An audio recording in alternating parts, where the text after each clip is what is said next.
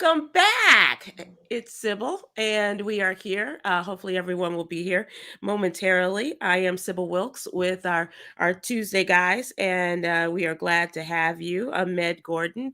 Thanks for Hey, joining. how Hey, y'all hey, doing? good. How are you? I'm good. Sybil, you missed the memo on the light blue today. I did. I did. I Apparently did. so. I didn't even look at light blue. I didn't. It never even crossed my color palette. It's okay. It's a good Sorry. color though, No, yeah, and it looked wonderful on you. I know looks that. looking good on you guys. This is actually it looks kind of light blue in I the, see that. but In it's color, yeah. gray. It's Oh, gray. okay. Yeah. Compliments Oh, is light it one blue. of those colorblind things? Yeah. Like the thing with the thing, and it says the blue, black, or red, Right. Right. or What color white, is this dress? Yeah. or Yeah. gold, or whatever. Exactly. Not so much. Very confusing. Cameron, how are you? Feeling pretty good. Good start to the week. Had a nice long weekend. Back at it today. Yeah. How were everybody's Father's Day and Juneteenth holidays? Father's Day was great. I enjoyed myself. Somebody else grilled, and I ate. And the wife gave me a gift, which was Okay. very nice. Okay. And What'd you my get? son wrote me a note, Oh. which was very nice. And Juneteenth was more of the same. Just enjoying being black and wearing my Yes. Juneteenth shirt and making white people uncomfortable. And how did that go for you? It was fun. It was fun because you had to turn on your I had code switch to make them feel a little bit comfortable because I was at Subway with my son and I saw the white guy because I'm in Georgia and we went to a little bit rural Georgia and I was at the Subway and I saw the white man behind the counter and he was reading my shirt while I was ordering and I was just like, you know what, let me just code switch and make him a little bit more comfortable, in this situation because he's handling my food. Right. Yeah. So explain to people what the code switch sounds like.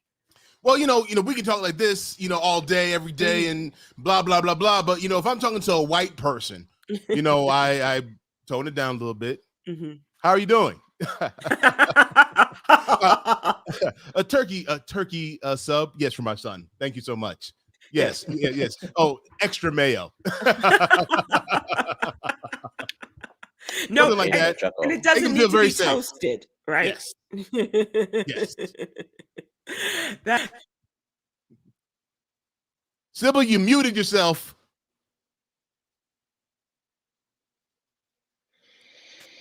There she is. I don't know why that happened.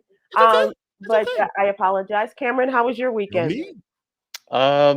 It was okay. My biological father passed away a couple years ago, so I just spent Father's Day really just relaxing. Juneteenth doing a lot of the same.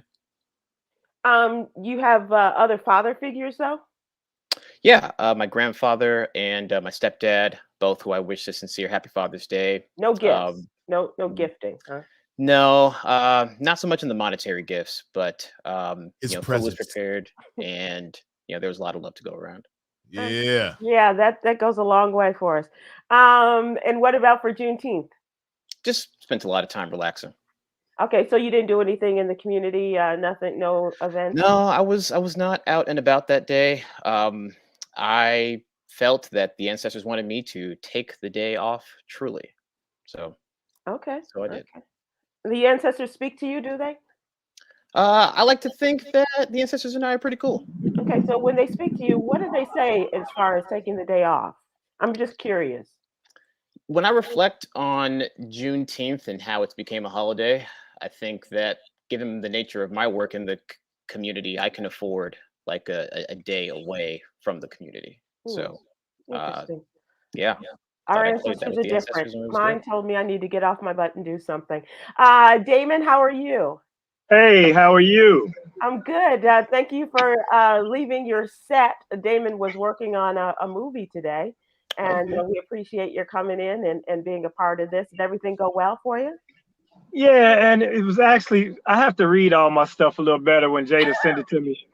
It was the teaser for a film. So I was wondering why the scene was so short and quick. So we shot the trailer, but it went well. Good. Wow, you shot the trailer before you completed the project, the film project. Yeah, because he's probably still trying to get the funding. I say yes to everything because it's all practice for me right now. Mm-hmm. But yeah, this one's probably not even Tubi worthy yet. So we'll see what happens. Okay. Hey man, look, we're not gonna knock Tubi today. Not any day. That's what I say. It's putting You too many gotta get checks in black people's hands right now. Yeah, you gotta step your game up for Tubi now. You know? Right. That is great. And you are coming to us from one of Chicago's finest streets. You don't have to. Yes, South Wabash Avenue is where I decided to pull over. I was trying to make it closer to the lake, but the time ran out because we were filming in Maywood of all places. Oh wow. Okay. Yeah. So I fought my way through the 290. Nobody got shot. Made it on over here because 290 that's the gauntlet. It's a little dicey. Yeah. Yeah. But as for listening to what you guys were discussing about Father's Day, my Father's Day, I did what fathers do. Let's talk about that because that is a part of the What You Need to Know newsletter. Cameron has written a story about Father's Day. He contributed a story about this, and especially as we would like to hear about Black fathers and how things are for them and how they are regarded in a recent not so recent polling of Black fathers. This is in the What You Need to Know newsletter. This is our Monday through Friday newsletter. It's absolutely free. We'd love to have you subscribe. Please go to sybilwilkes.com to give us a shot at being a part of your news service. And we will have the email in your email box every Monday through Friday morning, first thing. Cameron is one of our contributors, along with his little sister Quinn, who is our LGBTQ contributor. Coy Malone is our social justice contributor, and Aprilette Russell is our mental health and wellness contributor. So, Cameron, tell us about dads and what should we know, especially about Black fathers as they are compared to white and Hispanic fathers. Well, according to a 2013 survey from the Center for Disease Control, Black dads are more than likely to play, dress, and share a meal with their children much more than any other racial or ethnic group. So 70% of Black fathers spend more time with their kids rather than 60% of white fathers or 45% of Hispanic fathers. So, Black fathers continue to dispel the antiquated myth that they're not in the home. I know there's some ancient statistic there that 70% of Black children are born out of wedlock, but still Black dads continue to show up for their families and be present for their families in a variety of different ways. Over the Father's Day, Juneteenth weekend, there were plenty of marches. There were plenty of shows of love for families all across the country. In New York, there was a group of fathers, an organization called Dad Gang, which hosted their family march, celebrating Black fatherhood that had more than 15,000 attendees. And of course, in Chicago, everything was going on. There was an organization called Real Men Cook who had their Father's Day cookout. Yeah, that's around the country. Yeah. And in the Baltimore, Maryland, and Virginia area, in the Atlanta area, even in Texas, Black fathers were out not only celebrating fatherhood, but also celebrating Juneteenth. And as Med would say, we here. So speaking to two great fathers, Damon, what were you going to say about Father's Day? I did what most Black fathers do. I was working. I was working in Toledo, Ohio, but me and my son, we celebrated Father's Day on Monday. Went out and grabbed something to eat, just hung out. Anytime I get a chance to spend time with that guy with his busy schedule is always good, but he made a point of it. Actually, he invited me to the Black Joy bike ride, which originated in Grant Park and went south to DuSable. And DuSable had a massive Juneteenth festival in that area. It was beautiful. So I didn't make the bike ride, but I did go to eat with him. And when we were leaving there, my mother was leaving the festival, which she just Googled Juneteenth celebrations and drove herself down there and was hanging out with the vendors and the festivities. So the three of us hung out. So it was a dual combo situation. Nice. That's really great. That's what's up. That's what's up. What do you think about these statistics, Med, about the role that Black fathers play in their children's lives? This is, as I was saying, it's a dated polling, but I would think the numbers are even higher 10 years later in 2023. Yeah, I've always said that I don't know any fatherless child in my circle, as in like every man that I know who's a dad is active in their kid. I don't know a black man that's not part of their kid's life. So I understand that I understand it's out there. I get it, but I just feel that as many black men that I know, Right. that if I don't know any, Right. the numbers got to be skewed some kind of way. Yeah. And so I've always lived my life like that. I've never known, like, even the guys whose fathers weren't always there was a presence. I know all my friends' fathers. I've met all my friends' fathers somehow, some way. So it's always been that way in my life. I have two wonderful dads. My biological father who lives in New York, and then my main dad, my dad who raised me, he's down here in Georgia with me. You know what I'm saying? So it's like I've only been around just good dads and dads who've been in their kids' lives. So I really have never seen, outside of TV, the stereotypical absentee black father. Yeah. Damon, I see you were nodding in agreement with Mad when he was making the statement. Yeah, whenever this topic comes up, that's exactly what I say. None of the friends in my circle are not involved with their children. There's only one friend of mine, but the mother was so disgruntled for whatever reason. I'm not in their business, but I know they weren't a solid couple when the child was born. And then she moved the child out of state. So the child, the narrative that is given to the child also determines how much involvement the father is allowed to have. Right. And so a lot of times there's this, if you don't pay this and you don't see the kid thing going on with some of these mothers, not to indict mothers, but in that particular case, that's exactly what he's been going through. So he's been fighting in the courts. Another good friend of mine, comedian Evan Lionel, he's been going through so much to try to get exposure and availability to his children. Yeah. So he definitely wants to, though. So I mean, maybe we all just hang with good dudes, but all the cats I know. I mean, I know some thugs. I know some cats that's ratchet, but you talk about their daughter and they go from, man, I'll kill you to I'll kill you about my baby. So, seriously. So I mean, that is a myth. Go from I'll kill you to, you want to do a tea party today, baby? Yeah, we can do that.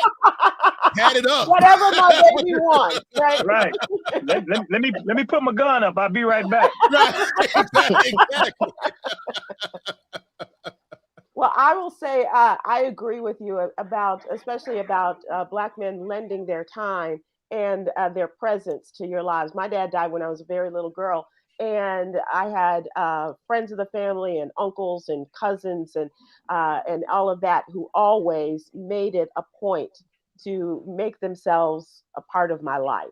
It was never a question of like, sorry, I'm taking my kids, or I'm taking your cousins, or whoever, I'm taking my neighbor kids, but you can't. It was always a point of including me in this, and gave me a very great perspective on the role that they played in their children's lives. And as you said, Damon, whether they were with the mother or not, it was never a question of that. And Sybil, can I ask you a question? Sure. How old were you, if you don't mind? How old were you when your father passed? 7, 8. Okay. The reason why I asked is because I have a friend. The reason why I was in Chicago a couple weeks ago is because a friend of mine passed away, and we had a funeral at New Life Southeast, and he has 5 children. And hearing you talk about that, like I've been racking my brain around trying to figure out how to help, because they have like 4 girls and 1 boy, and that 1 boy's around my son's age. So I told her mom, like, look, like they forgot who I was, because I was around when they were younger. Right. So I'm like, I need to bring my son back around, you know what I'm saying, so that we can incorporate something, so that when I say, hey, I'll come grab the boy, you know what I'm saying, he's then like, who the heck is this? Right. Who are these people? So it's very interesting, because they lost their father, who was a great husband, great father, just a great overall human being. And for those 5 kids to lose somebody like that, that's a tremendous loss. It really is. And you don't know until you're older and appreciate what these men did for me in terms of exposing me to knowing the relationship I had with my father in sports, And my love of baseball came from watching it with my dad. And so they would encourage me to come over and watch the game with them and their families or things like that. Learning how to change a tire in a car. Mm. I didn't have to wait for my boyfriend, although he encouraged me to do so. I'll be right there. I was like, I can really get this done, but you kind of sit there, But I knew how because they taught me as they taught their daughters to do these things, and it also gave me a really positive exposure and a way of knowing the way that I should be treated by watching these men and their daughters and how they treated me and Good gave me stuff. great examples. So I hope that they do update this, Cameron, because it's really necessary.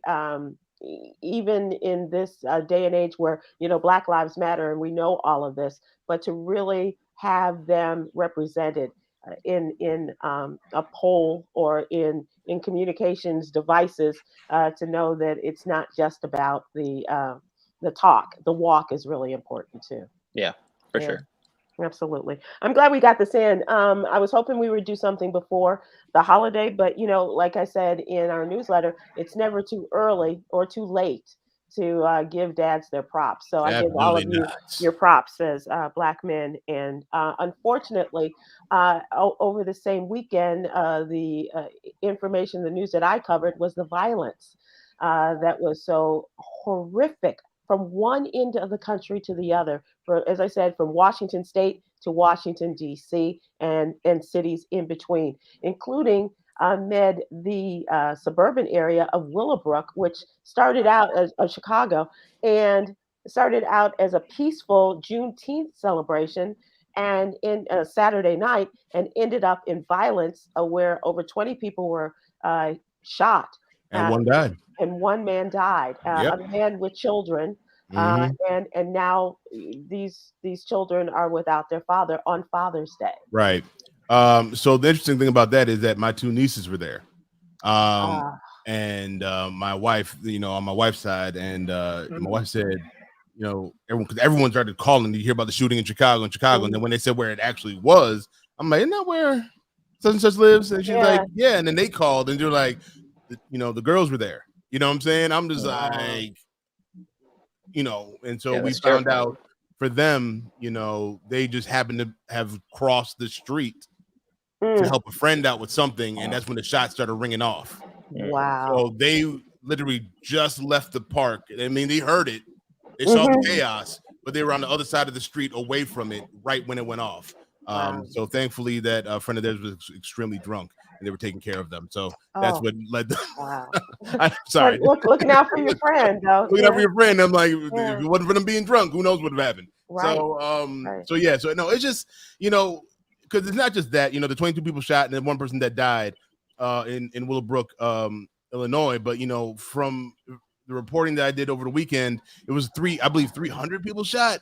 Well, the 300 mass shootings, and as of Monday. Got it. Okay. But the numbers of people who got shot was crazy. Yeah. And of course, what always happens, you have the holidays like this, it gets the politicians into a frenzy of gun control. It ain't the gun's fault, it's mental health. What about the Black people? What about Chicago? Right. And Chicago's leading the way. Chicago, hey, this is Willowbrook. That's completely different from us. We ain't got nothing to do with it. But there were cases like in Washington, D.C., a young man was just 17 years old, was going to hang out with some friends for a peaceful party, a Juneteenth party, and he ended up being killed. He has a toddler child, a 1-year-old, and a baby on the way. It's these kind of stories that just kind of grab your heart. And also in Washington, D.C., a young woman, this wasn't even over the weekend, this happened before the weekend, a young woman is 22 years old, a model on the rise, was pregnant, and she was in the car with the father of her child, and car pulled up alongside her, shot into the car, and the mother was critically wounded. They managed to hold her on until she was able to give birth to the child, and she subsequently died. It's these kind of stories and talking about mass murders and mass killings and all of this. And you're right, Matt, there's a lot of back and forth, especially in politics, but This is crazy. This is just absolutely crazy. What do y'all think about? Something kind of hit me over because they're not changing the gun laws. No. It's not happening. Well, they showed that in Congress last week. It's not going to happen. But I've always thought, like when it comes to the mass shooting, especially with the schools and things like that, the owner of the gun, and it's usually not like the purchaser of the gun, if they were held responsible for the deaths of that gun, do you think that would make a change? So, for instance, if a parent buys a gun, the kid takes the gun and goes shoots up the place, do you think that these parents would be more careful with their guns, knowing that if their child does something or if they notice something in their child, they're like, I can't have my guns around him. Like the situation in Virginia, the mother had no way of knowing that, the 6-year-old who had his own challenges or has them would pick up her gun and take it to school. A 6-year-old. Yeah, a 6-year-old.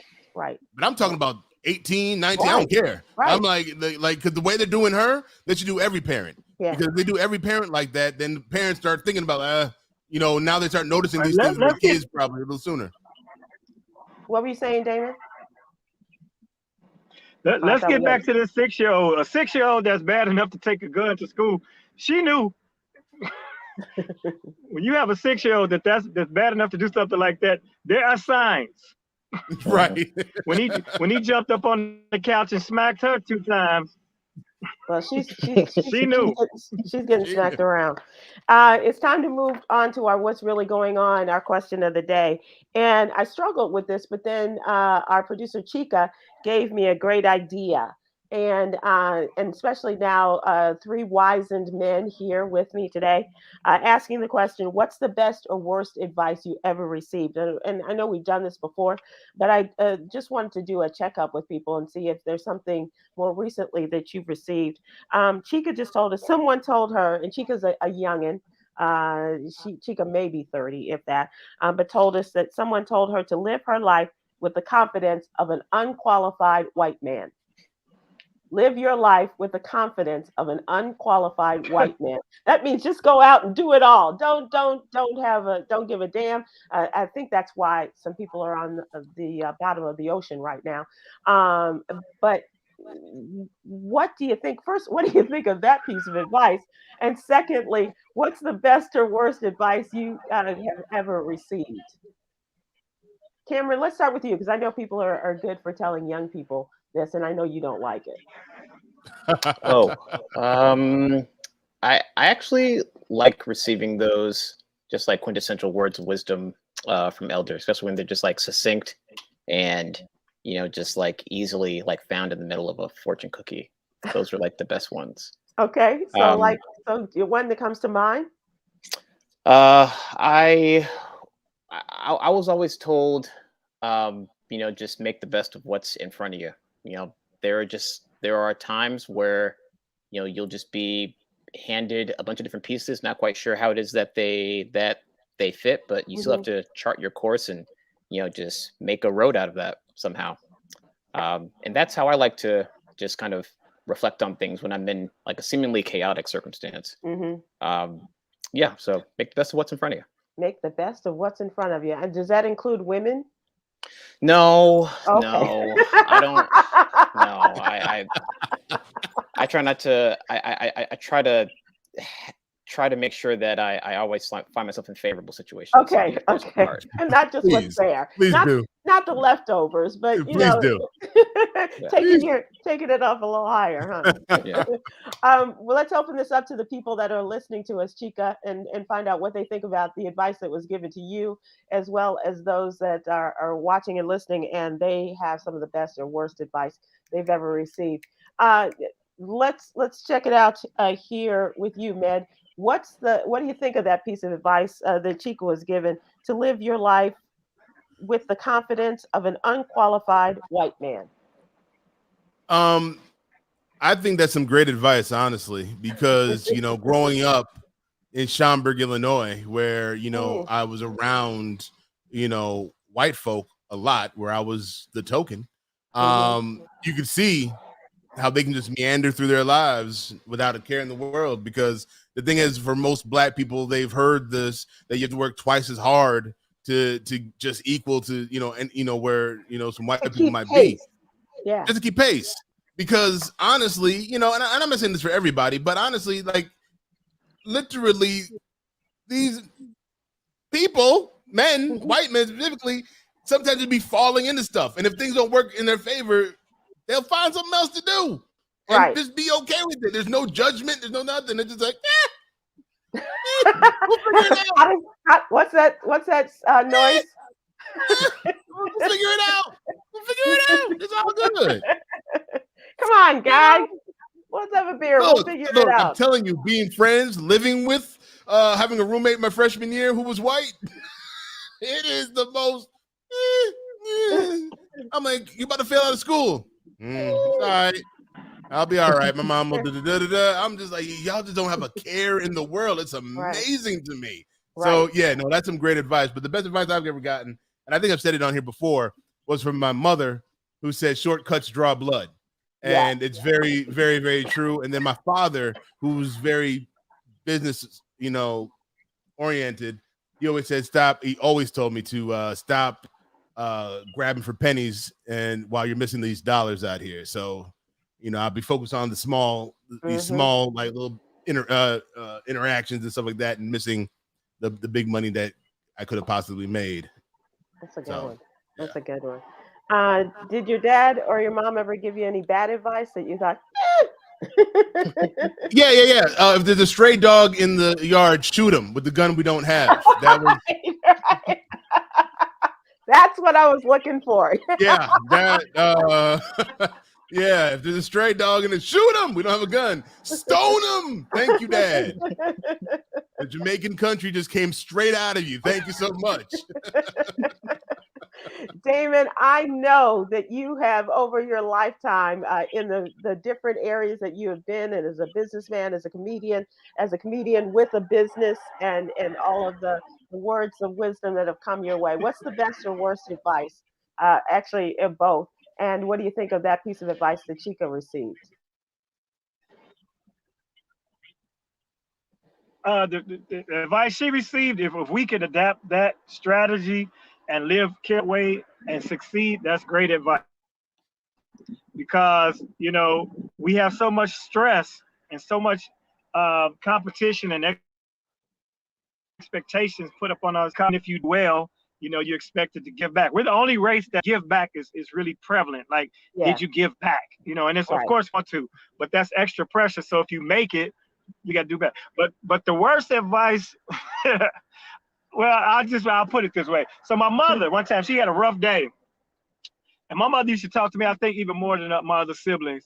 And she looked me right in my face and she said, son, don't ever have kids.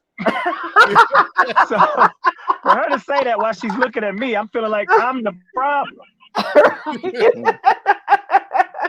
Right? Right. But that's bad advice, because son, it's the best thing I ever did. Right. That's hilarious. That is hilarious. Do you ever remind her of that, Damon? No, I don't, because she wouldn't remember it anyway. I never said that. I don't. I think I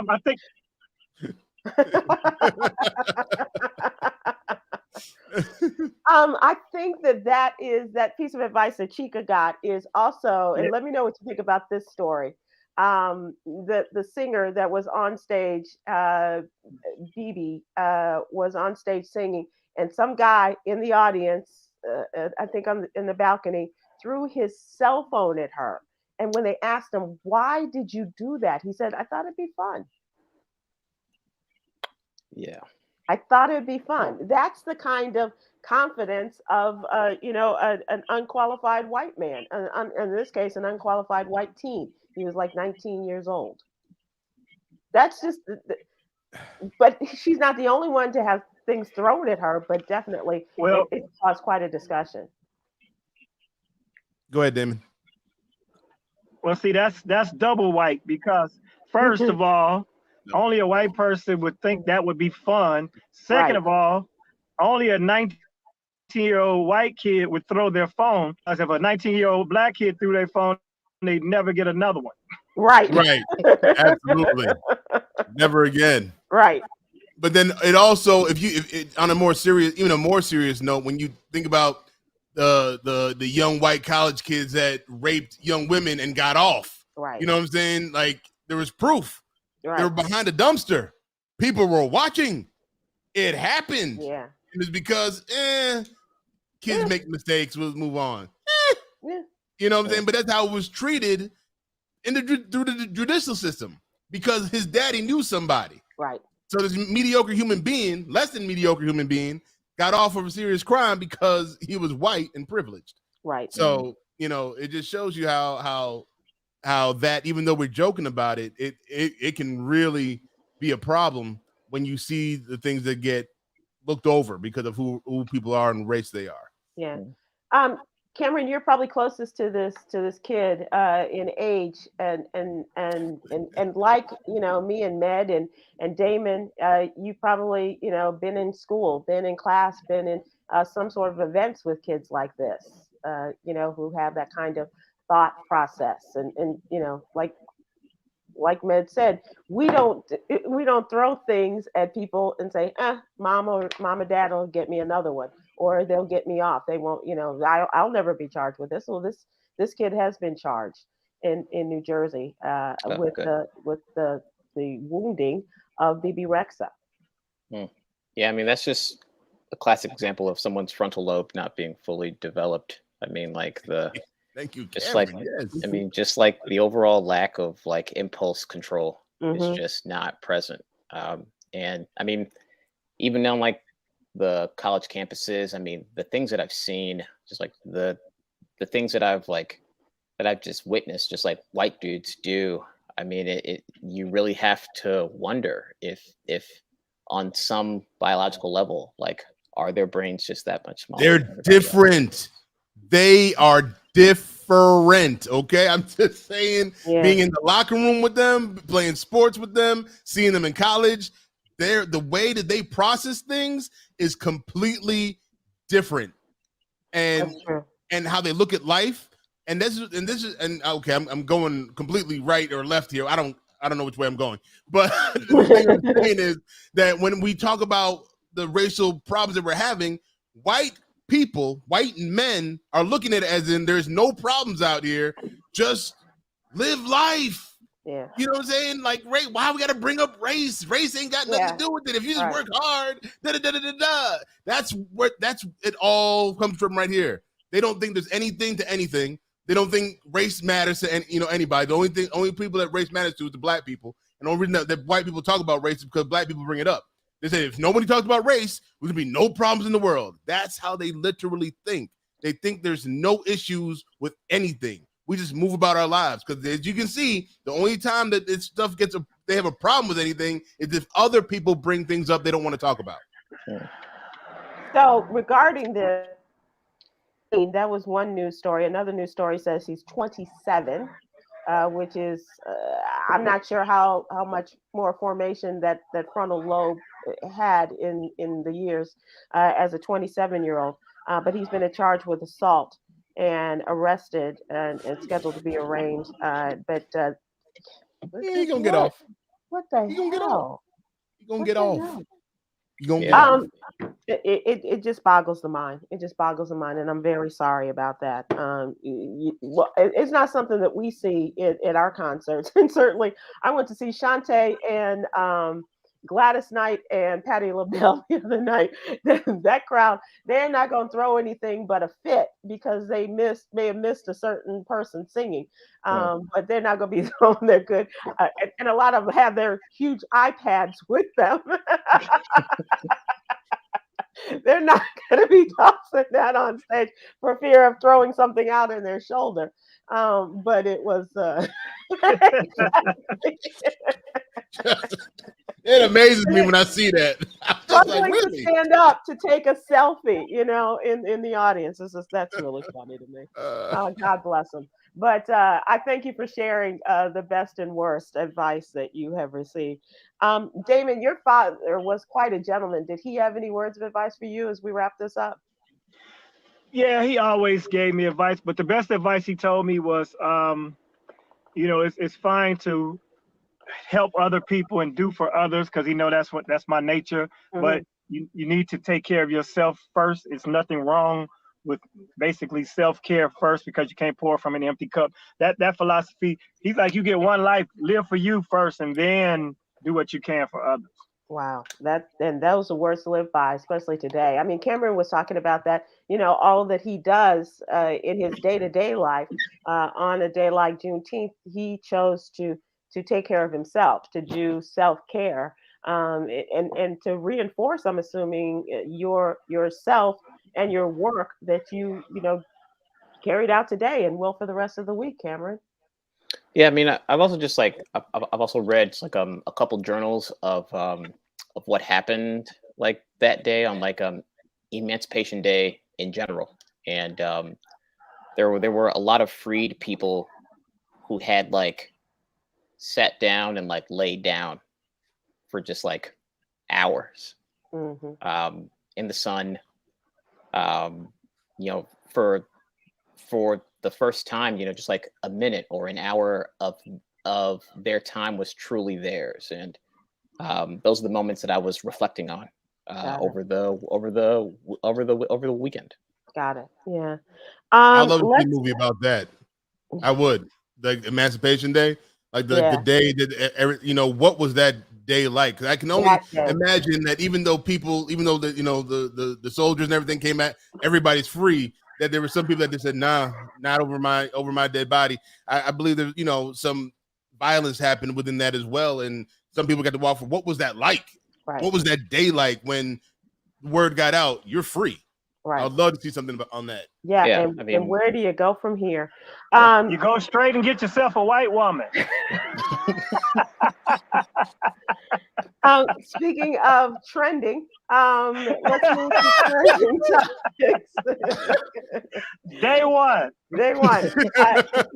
Damon, you couldn't have this yesterday.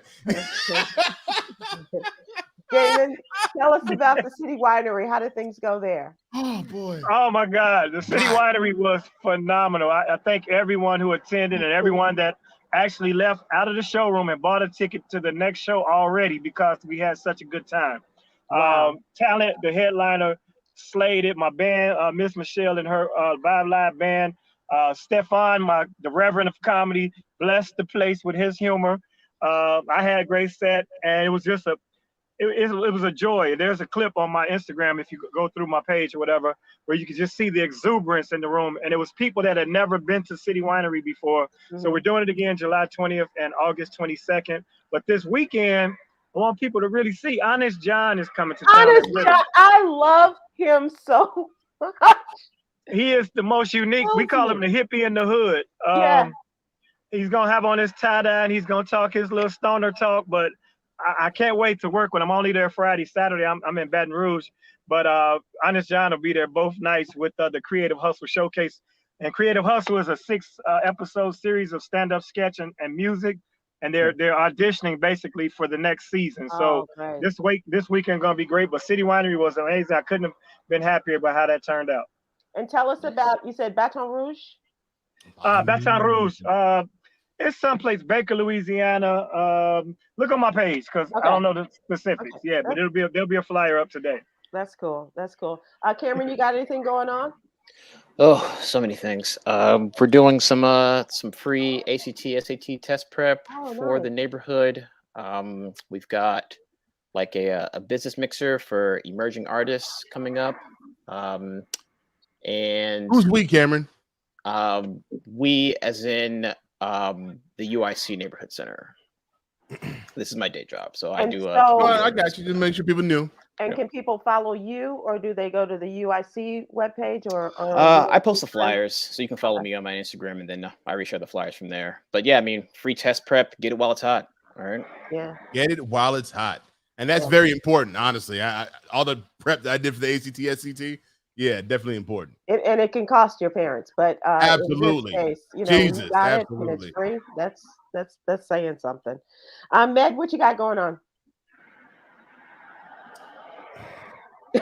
Okay, but we'll keep it moving. Nothing. I was at lunch the other day, and I said, "I got nothing. I got nothing." Got nothing. Looked at my calendar. It's empty.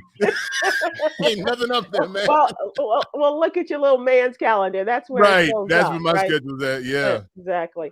Oh, breaking news. So sorry. I just got a text. Listen to this. Mike Epps called me today and said, he asked me, listen to this mess. He said, can I give Ice Cube your number because he needs someone to host the Big 3 game Sunday. Nice. And I was like, as long as you tell Q, don't be calling me all the time. Can you give Ice Cube my number? And Damon, Damon, are you trying to tell me that that's the one time you're okay with him doing it without your permission? Hey, man, I'm glad you check with me first, though. That is a great gig. And if right, while we've been sitting here, I've been texting back and forth with Ice Cube himself. Look at that. Came to an agreement. Nice. All right. And my friend Brian Custer is doing the play-by-play or at the scores table. Tell him I said what's up. That is a fun game. Have any of you all ever been to the Big 3 or watched their games? I've watched the games on TV. I've never been to one. Yeah, it's a lot. They have a great fun. time. They have a great time out there, them old dudes. Absolutely. Oh, good for you, Damon. That's going to be a lot of fun. Yeah. Is that this weekend, Damon? Yep, Sunday. And is it at Bulls Stadium? No, it's at USC, I believe. USC too, yeah. All the details. Catch the game. Nope, that's my day off work. Going back to the place where he works. We don't play them games. A day off. All the games we don't play. I don't just show up on my day off. Exactly. And then somebody will recognize him and put him to work. Right. Has anybody been affected by the weather? I will say, just in terms of the hotter than, I'm not sure what hell feels like, but it sure is starting to feel like that here in Dallas-Fort Worth. And we have not had the storms, thank God, that other places in Texas and Oklahoma have had. We just did a story, in Alabama, in Mississippi, I'm sorry. This is the second time they've had a tornado go through that town. And last time happened in March, and now a tornado's just gone through last night. Wow. I was in that region. That was the horrific big one. Man. Yeah, wow. And they don't have, you know what? I was about to say they didn't have a chance to recover.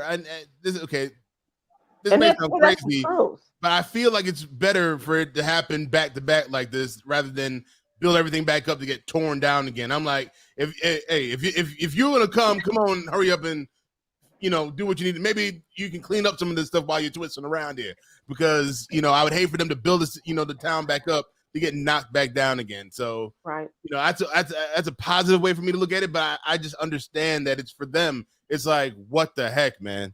I couldn't and they stay there. They don't move. That's true, but it's just like, it's a lot. There's a town called Perryton, Texas, that got hit over the weekend. And this is a town seemingly of primarily of immigrants and Hispanic people. And one man owned 5 companies, 5 businesses, not a bit of insurance on any of them. Gone, completely wiped out. Oof. And the governor rolls through, no pun intended, and says, we're going to help you people, but that's seemingly a photo op, and there's very little that the information we're going to get on how successful FEMA is. Yeah, Perryton, Texas. Abbott went up there. Yeah. Abbott, he ain't doing nothing. Yeah. He ain't absolutely doing nothing.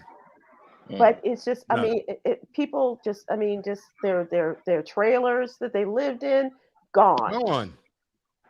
Whatever their home structures look like, gone. Everything is just decimated.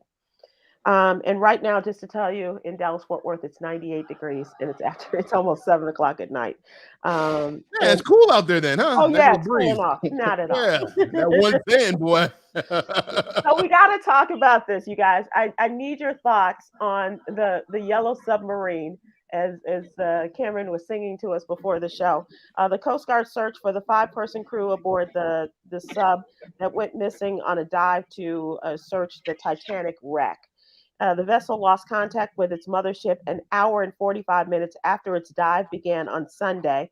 They had about 96 hours worth of oxygen at most on board. Now it's less than 40 hours because this was some hours ago when they gave people an update. And it is chock full of some of the richest people in the world. A Pakistani businessman and his 19-year-old son is there. Another his name is Shahzada Dawood, his 19-year-old son Suleiman, British explorer Hamish Harding, and French explorer Paul-Henri Nargeolet were all on the sub.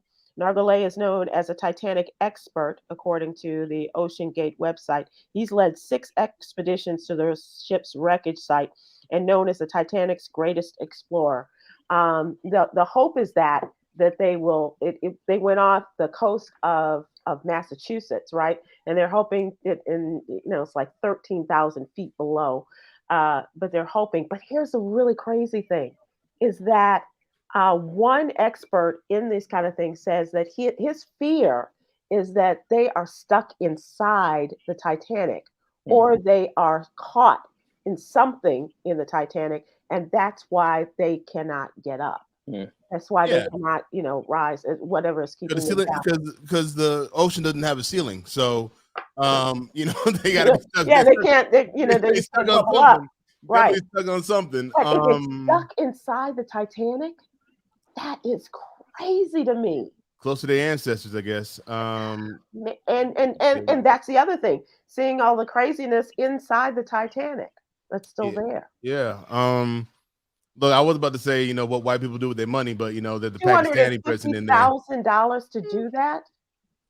They want the adventure. It's like they're looking for something to do. That high. Right? Yeah, when we go on vacation, we go, ride a horse on the beach, or we hop on, you know what I'm saying? Do a little zip lining, maybe. Do a little excursion. And it should be it should be the opposite, because when you don't have any money, you have more opportunity to risk it. You know what I mean? But if I'm rich, I want to live to spend all my money. The more money I get, the more cautious I'm going to be. The don't walk flash in hand, I ain't walking. My friend, and one of the guys, he already went to space. Yeah, with Musk. Yeah. So it's like he just was pushing their luck. You know what I mean? So God bless him. I hope because that's a terrible way to die, for one. But to do it unnecessarily, to go out and take that type of risk, and then take your son with you and him lose his life over this. Let's just pray that they come back to the surface. That's a lot. Yeah, that's crazy. That's crazy. But maybe they'll survive if they do like the Sergeant Phil Cantone in Harlem Nights, when they put him in that safe and they told him to take short breaths. Oh my God. Definitely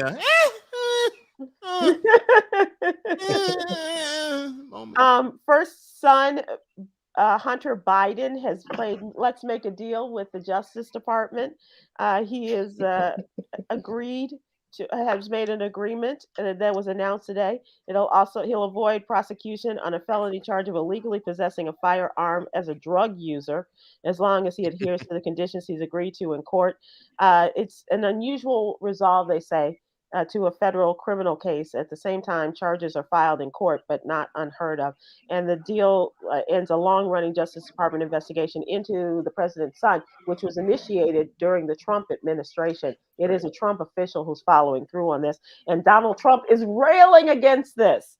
And his son calling this a banana republic decision.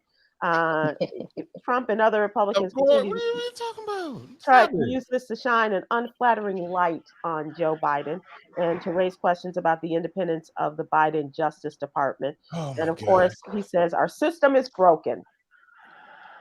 Talk about an underqualified, confident white guy. Hunter Biden. Yeah.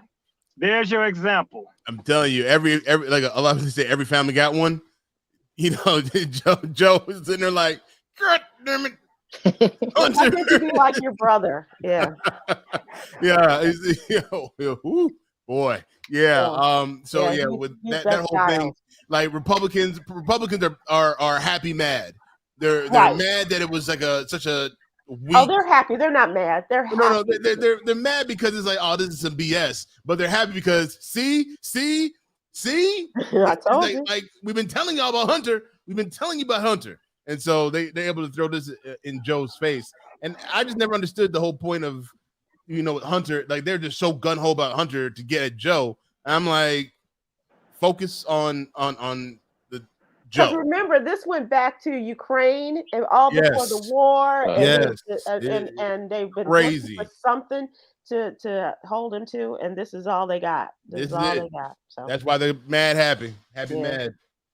Let's move to entertainment, and this has to do with entertainment in the Chicagoland area, guys. The Warehouse is regarded as the birthplace of house music, and it's now one step closer to being granted historic landmark status by the city.